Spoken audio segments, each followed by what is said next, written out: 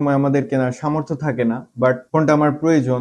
তো সেই ক্ষেত্রে আমাদের রিফাবলিশড ফোনের দিকে যেতে হয়। তো বেশিরভাগ সময়ই আমরা সেকেন্ড হ্যান্ড ফোন কিনে কিন্তু ঠকি। তো কিছু বিষয় যদি আপনি খেয়াল রাখেন তাহলে আপনি হয়তো সেকেন্ড হ্যান্ড ফোন কিনে ঠকবেন না। তারপরেও আসলে সবগুলো সমাধান আসলে পাওয়া যায় না। প্রথমত আপনি যে সেকেন্ড হ্যান্ড ফোনটা কিনবেন, কিছু কিছু বিষয় লক্ষ্য করতে হবে।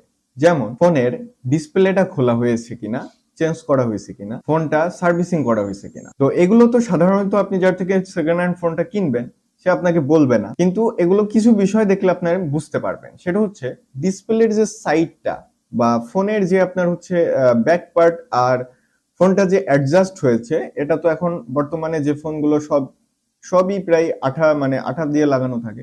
তো যে ফোনটা সার্ভিসিং করার জন্য খোলা হবে ওটা অবশ্যই ব্যাক পার্ট খোলা হয়েছে বা ডিসপ্লে খোলা হয়েছে, ওটাতে আঠা ব্যবহার করা হয়েছে। তো আপনি ভালো করে যদি চারিধার দিয়ে আপনি খেয়াল করেন, আপনি কিছু